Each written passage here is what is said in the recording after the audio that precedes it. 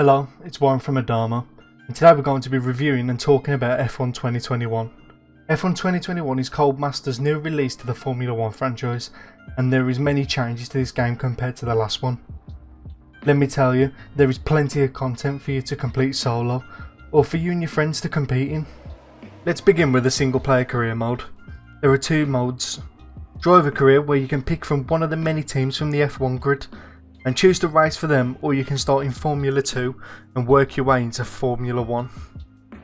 And there's my team career mode, which hasn't changed much from F1 2020, apart from how the R&D charts look compared to the past, such as showing you the parts that are going on your car with a new look to it. I really like this idea they went with for the UI for the R&D, and there isn't much changes to your HQ with the upgrades you can make, but there has been changes made to career stats, adding focus to other drivers.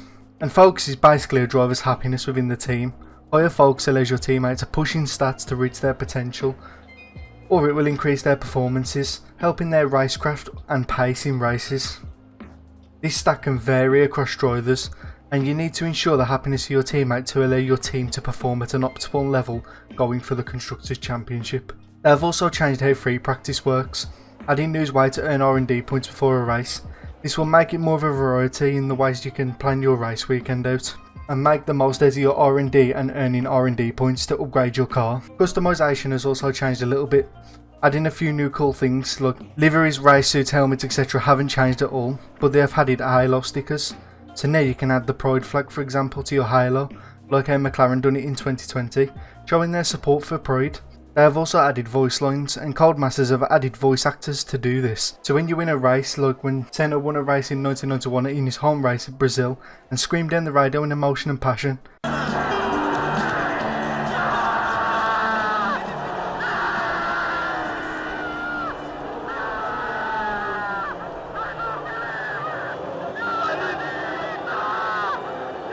You pretty much sort of get the same feeling now when you win a race and your driver is doing the exact same representation in the game. I'm hoping they add more stuff like this in the podium pass, being more creative and adding some Easter eggs inside the pass. Maybe we'll see the centre clip in the future, or we might get Fernando Alonso when he sung "We Are the Champions."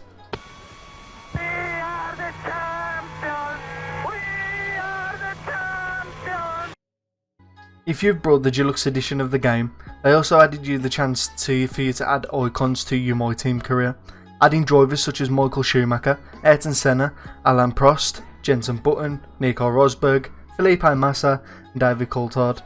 Or you can choose not to add them to your save and add them in at a later date.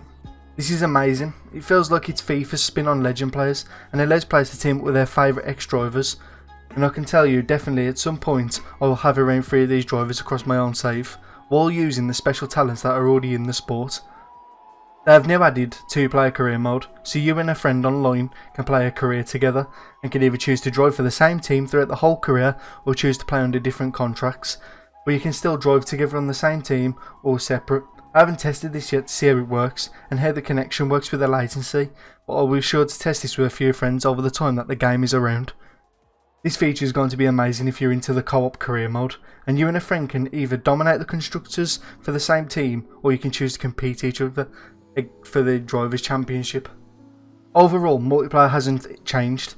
It's still the same thing as F1 2020, with the same lobbies with casual play, ranked play, league play and qualifying for weekly events, which they normally change based on the current Grand Prix. This happened in real life. There is also esports stuff where you can find all the esports news with qualifying up to future events, so if you're good enough you could compete in F1 esports, and maybe you could be picked up by an F1 esports team. You never know, maybe in the future you might see Adamo in F1 esports. Let me know down below if you'd like to see it. The last and final thing I want to speak about before ending this review is breaking points. By the way, if you don't like spoilers, please don't be nasty in the comments. If you don't want to find out any information, go play it for yourself. This is a campaign that's been added with voice actors and cutscenes which look really great, by the way. What a brilliant Australian Grand Prix this has been, but there's still plenty of time for more drama. There certainly is, Crofty, and these two have been fighting each other incredibly hard so far. They don't want to go tripping over each other though, because Devon Butler is coming up from behind. He's on the attack too. Aiden, Casper's not your priority. We need you to defend. It's okay. I've got this. Here comes Butler. 3 abreast going into turn 11. Oh, this can't work! And it doesn't! Ackerman's off onto the verge of what looks like damage as well. Is he okay? I've nearly completed Breaking Points, and one thing I can really say is that I've really enjoyed this mode, and the story really pulls you in and tells the story of a young driver called Hayden Jackson and an experienced driver called Casper Ackerman, and it shows the ups and downs with an F1 team. And a returning character from the F1 2019 career mode is Devon Butler, and I mean this guy in the first few cutscenes, you hate him, I'm not joking. Mum, cancel the TV subscription. The entertainment is right here. Come off it. Do you really have nothing better to do? Right now? No. And why would I want to miss this? You two are like characters in a badly written sitcom. He wanted your lot to sign Ricardo, you know. Ask anyone. What do you mean? The paddock talks, mate. And so did Ackerman.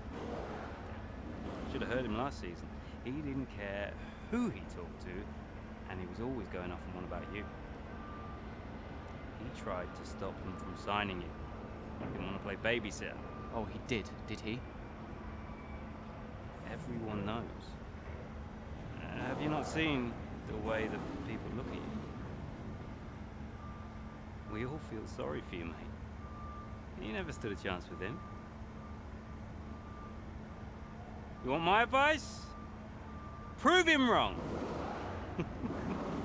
Chin up.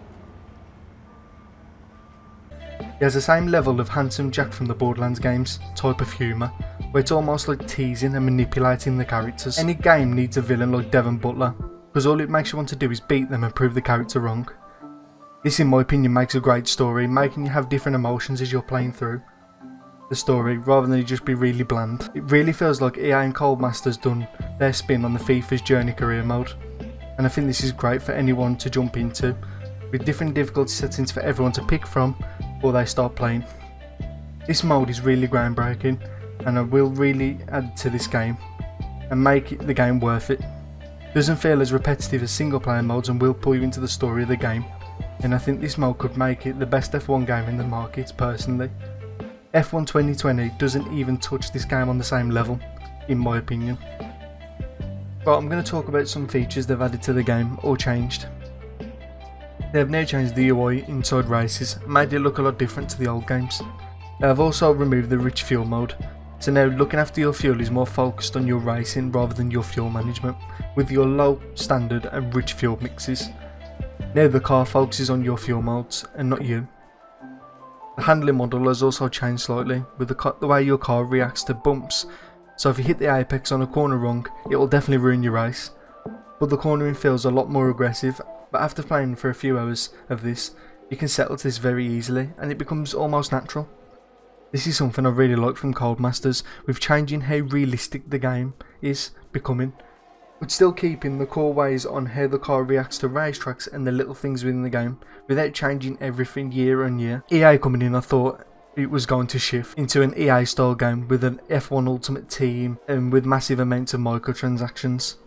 And when it got announced, it definitely made a lot of F1 game fans nervous. We felt like the game needs to stick to the core game it started with, but this hasn't happened, and it looks like Codemasters had full free reign with this F1 game.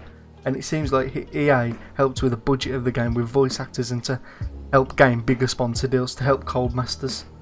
I think they've done a great job with this, and maybe in the future it might change, but for the moment it's a great feeling for F1 2021, and it's kept to its core and it's been built upon year by year.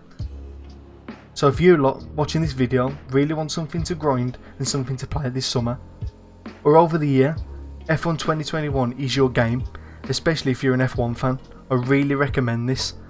So I hope you enjoyed this review. Let me know if you picked up the game down below, and like and subscribe to the Adamo channel and follow more for more F1 content.